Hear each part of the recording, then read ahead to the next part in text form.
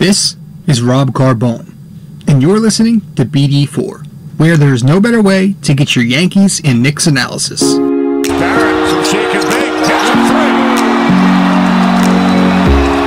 That's alive in the crowd with Barrett. 5 on the 24. Barrett previously in the air ball. The drive, the land, backs him home. Gets it back, keeps it on Barrett. Barrett for three. R.J. Barrett from down. He's going to quick trigger three.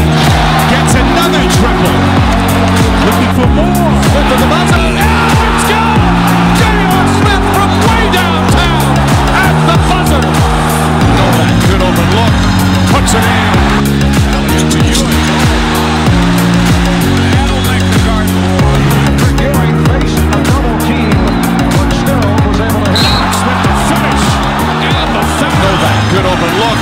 Puts it in. Excellent ball move. Houston ducks under. Got it! With 8/10 left.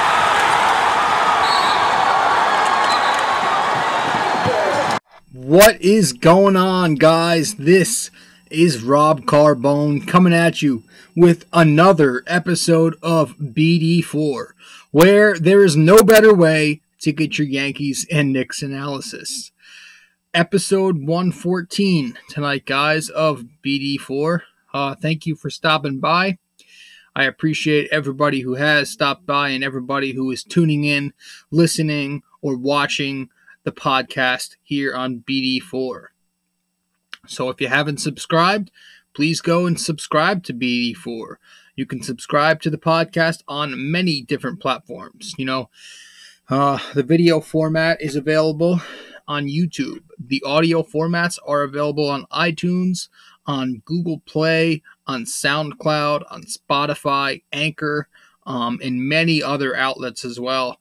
Just go to my website to get there. You all know the information. It's in the description or it's on the screen if you're watching the pod tonight or this morning. As you are listening to this, it is May 6th on a Wednesday. So I hope everybody is doing well.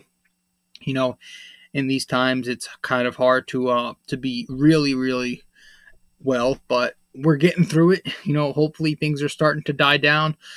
From where I live, it seems like things are getting quiet, and that's a positive sign. Some businesses are starting to reopen, so maybe that's a positive sign there. Maybe things are starting to get back to normal in a sense. As for the NBA season, still nothing new. Pretty much the same news. We're delaying the draft lottery, delaying the draft combine, the NBA combine. Combine's pushed back, the lottery's pushed back, which means a couple of things. Which means obviously the NBA draft is going to be pushed back, but also potentially means the season is not canceled. Right? There's a chance now that we can finish out the season and get through the playoffs in a different capacity? Yeah, probably. But there is a shot that this can work, and I'm just hoping. I'm hoping we can get Knicks basketball again just to salvage the rest of the season. It's not going to be, again, it's not going to be conventional, but at this point, we just want sports, right? The Last Dance is fun. It's cute, but we need live sports, guys. And you can only watch classics and reruns for a certain amount of time before it gets boring, and we all know the outcomes of those games anyway, so hopefully we get something. But I don't want to waste too much time. Tonight's prospect is Nico Mannion. He's kind of a prospect that's been hyped up for some don't think he's that much. The general consensus here is pretty much 50-50. A lot of people are split on Mannion. He's a 6'3" combo guard, 190 pounds, just turned 19 years old in March. Played in Arizona this past season. Played there for 32 games. Started in each and every one of them. Played 32 minutes a night. And he averaged 14 points, 3 rebounds, and 5 assists on 39% from the field, 33% from the three-point distance, and 80% from the free throw stripe. Defensively, he collected 1.2 steals per game and 0.0 blocks. So he had a solid season in Arizona. I think the second half of the year, once conference play began, he kind of struggled and went through a bunch of ups and downs that may have, taken a hit on his draft stock. Originally, there was a chance that Nico Mannion would have been in the lottery, late lottery. Now it seems more like he's going to be picked in the middle of the first round. I think at worst, he'll be late first round, but, best to worst case scenario, anywhere from late lottery to late first round, leaving him with a chance to be drafted in the middle. That will be the most likely scenario where the Knicks would have to move up in the draft and trade some assets here if they wanted to acquire a talent like Mannion. So we're going to dive into his, break him down a little bit tonight. But first, before we get to that, guys, we're going to take a quick commercial break and we'll get right into it afterwards. All right. Hey guys, really quick, I just want to remind you, you can go to my website, nysportstalkrc.wordpress.com/connect, and that will display all of my information, where to follow me on social media, how to subscribe to the blog, and how to subscribe to my podcast on the many different outlets we have. So once again, guys, just go to my website, nysportstalkrc.wordpress.com/connect. Let's get back to the show.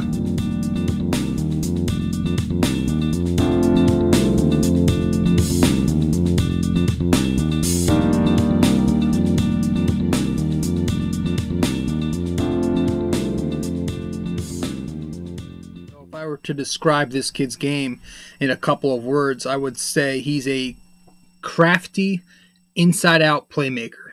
A crafty inside-out playmaker, I think, would be the best way to describe somebody like Nico Mannion.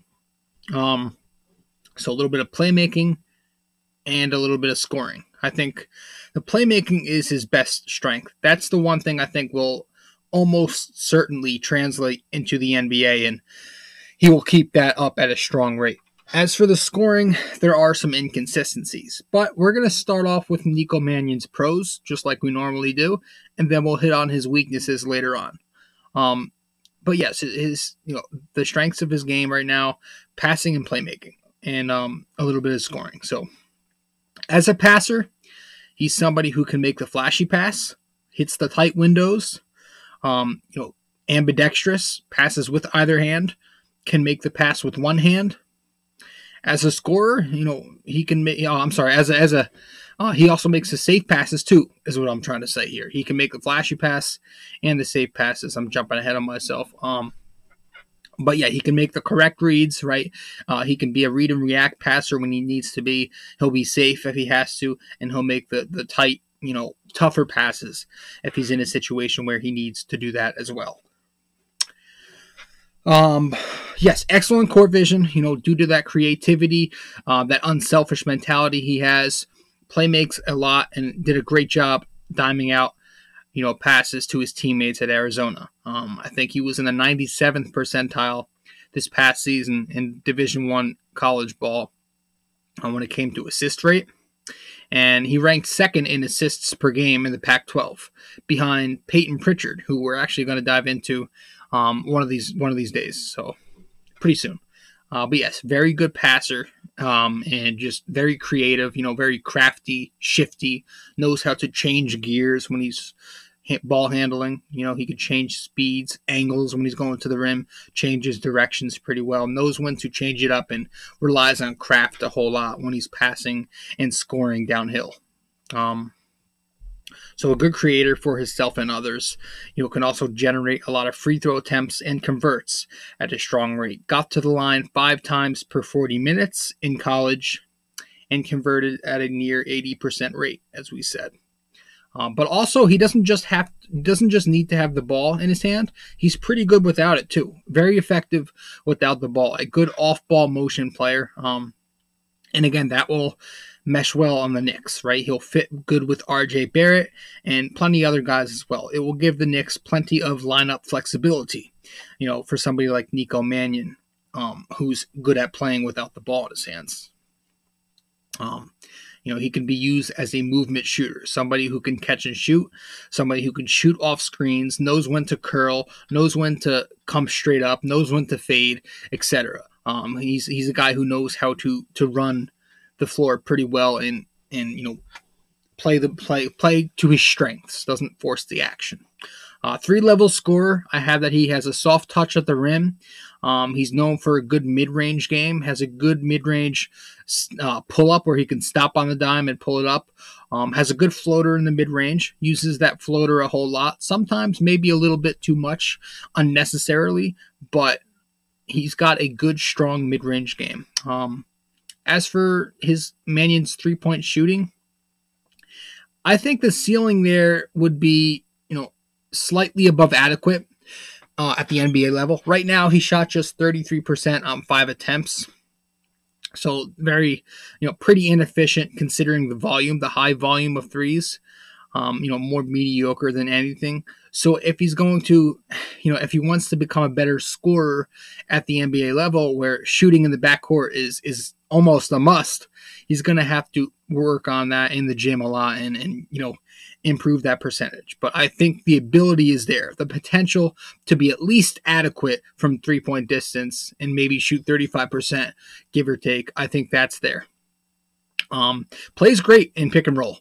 And this is another strength that would benefit the Knicks. The Knicks are not a good pick and roll team. They had all these bigs at the last, this past season, but they didn't use them effectively enough, and that hurt. And even their backcourt players who couldn't shoot, score, be aggressive, and play make, I think Mannion is somebody who could benefit in pick and roll and bring those things that the Knicks missed out on.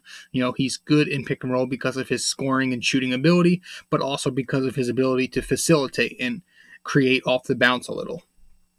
I think his biggest strength, though, as a playmaker is using his excellent transition open court game. He's very good on the fast break, plays at a fast pace because I know the Arizona Wildcats were an offense that used a high-tempo scheme this past season.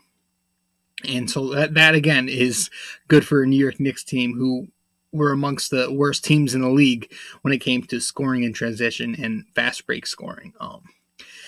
Knicks were very unproductive, very inefficient in the fast break this past season. They were 30th in points per possession in transition, and they were 29th in effective field goal percentage, if you like that statistic, in transition. So I think somebody like Mannion could definitely help them improve in those few areas. He's just very smooth, guys. He's very smooth, just looks very confident out there. Looks like he's just not ever uncomfortable. He looks like he's pretty much just comfortable the entire time, kind of like that RJ Barrett vibe. RJ Barrett had the same type of vibe to him this past season where he didn't look like he shied away from anything. And I think that's big for, again, a fucking teenager, guys. He's 19 years old, barely. He has a good balance just to, knows when to be aggressive, but knows when to be smart, play smart and sophisticated ball, not try to force anything. Some people say he has sneaky athleticism. You'll see him throw one down every once in a while and show some vertical pop occasionally. He doesn't like that term. I know I watched an interview of him. He kind of just thinks he is athletic. But, that's going to lead me to my next point. He is still not the quickest, not the fastest, not the most explosive. And could that hurt at the NBA level, right? That's a big question there as well. He'll struggle guarding those quicker guards on the perimeter and on dribble penetration because of that lack of, burst. And offensively, since he's not the most explosive either, he's going to have his own issues going downhill, on the dribble penetration and kind of blowing by. So he'll have to work on the gym and for now rely on craft to get by. But not an elite athlete is one of his weaknesses, as well as some other things. Again, he was kind of an inconsistent scorer/shooter this past season, shooting just 39% from the field on 12 attempts and 33% from deep on 5 attempts. So, he was on fire to start the season. I think for the first 8 games, he was on fire. Then from there on, it was kind of some inconsistent play. He was up and down when it came to, scoring the ball effectively and shooting the ball at a high clip. He was just up and down once conference play began and struggled to really find a rhythm. His half-court play, while we mentioned his, open court game is fantastic. Sometimes in the half court, he can be a little bit inefficient as a ball handler, as a playmaker. Excuse me, my voice is almost gone tonight. But yeah, he's so used to the fast break and so used to playing in transition that sometimes he needs to slow it down. And I understand the NBA plays at that high pace, but there are times when you need to take a step back and kind of get your offense back into the groove if they're struggling. And he sometimes turns it over in the half court. That's when he does turn it over in half court possessions. So I think he'll need to improve there as a half court player. Also have that it's not only the athleticism that will hold him back potentially, but it's the size. He's only $190. He's got a 6'2.5" wingspan, an 8'1.5" standing reach, so that will limit his defensive ceiling, his defensive floor being below average and his defensive ceiling being average. So he's going to have to, there's not much he can do there in terms of his wingspan and standing reach, but he's just going to have to find a way to just keep up with the defense at the NBA level. Or with opposing ball handlers. And he's just, again, we mentioned he's a teenager. So are we going to get, well, no, we're probably going to get another project. If the Knicks are to draft this kid, he's barely 19 years old. So you're going to get another project. And how many projects do we want? We've got Ntilikina, big project. We got Knox, tremendous project. We've got Mitchell Robinson, Barrett, also projects. These are young kids, guys that have plenty of time to develop their game, and they're not impacting the NBA right away. So this is likely another one of those scenarios where Nico Mannion, a 19-year-old kid, still struggles with plenty of things offensively. The shooting needs work, right? As an NBA combo guard, you're going to need to shoot the ball. And we're just going to have to be patient. And Knicks fans have a trouble, staying patient and remaining confident through the long term. We've had our struggles with our patience here. Ntilikina, we're constantly calling this guy a bust. Knox too. We're not the most patient. Even RJ Barrett and Mitchell Robinson take heat from time to time. And the front office has to be patient too. They're not the most patient either. Frank Ntilikina has been in constant trade talks since he's been a Knick.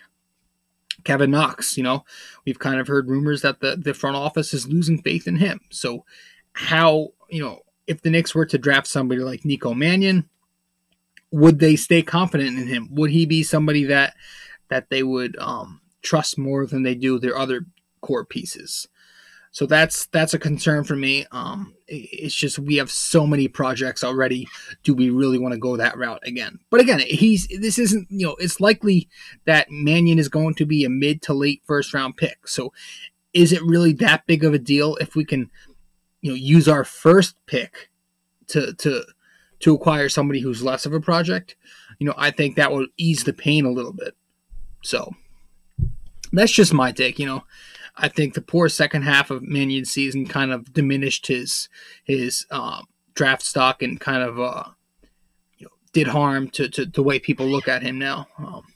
I don't think he's as hyped up as he once was, maybe, but the general consensus here is, again, still a little bit 50-50.